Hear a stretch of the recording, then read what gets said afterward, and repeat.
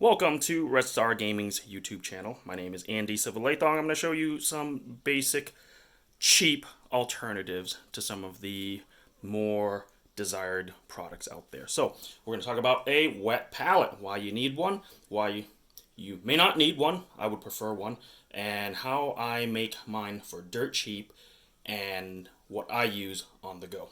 So, what we have here is a simple made in China super stacker crayon box. You can find this in Walmart for less than $1. I think they were like 3 for $1. So then you have also just a simple sponge. So you may have to cut the sponge to fit, and so we're just gonna go ahead, open that up, and throw that right in there. All right. Finally, we're gonna pour some water inside here until it reaches up to the level of the sponge, and life is good. Pour, pour, pour. Here we go.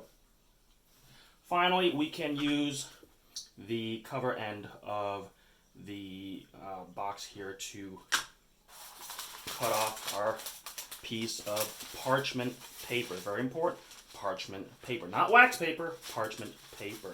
So this paper will be hydrated by the water that you just poured in there, and it will do a number of things for us that we'll discuss in just a moment. So let's go ahead and pull this off. There we go. And you're going to find that when you first lay it down, it's going to want to curve and bend and warp, and that's fine. What that means is you need to actually hydrate both sides of this paper. So first I'm going to get one side wet, and then I'm going to flip it on over and get the other side wet.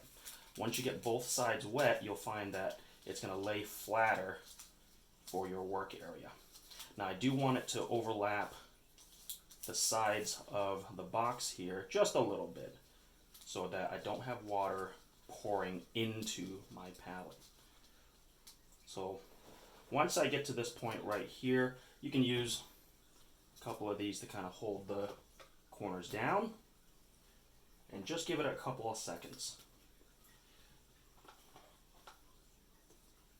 And eventually this will flatten out. It may not be perfectly flattened out, but it does not have to be. And I simply use my Gerber right now to cut this all up. So I mean, this is really hobbying on the cheap.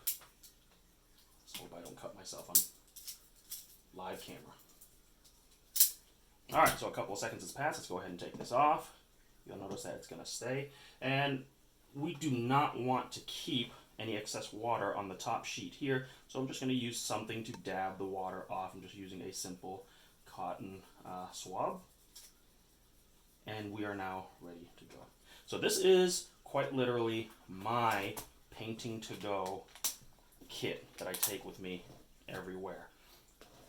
Before I travel, go ahead, dump the water out. You'll have a little bit water excess that's inside the sponge. You can squeeze that out if you'd like. Okay. I've not had any problems with this molding or making any funny smells, but if that is a thing for you, more than likely just need to wash the inside with soap and water and wash the sponge, because yes, sponges are just notorious for collecting bacteria. And all we're going to do here is go ahead and put your paint on top of here, and it does two things for you. One, it gives me a better amount of control over how much paint I want to use. Okay, so now I can thin my paint as needed. I can mix my paints as needed. I can also get the consistency that I want. This will also keep your paints from drying out, so it is really frustrating when you use a dry palette, as in you just put your paint on a piece of paper, and the moment you put it on, you wipe it on your model, you come back, it's dry. Or worse, you pick it up from your paintbrush, you try to put it onto the model, and it's dry. Because sometimes it will dry. And it may not dry to the point where no paint goes on, but it can change the consistency and presentation on your model.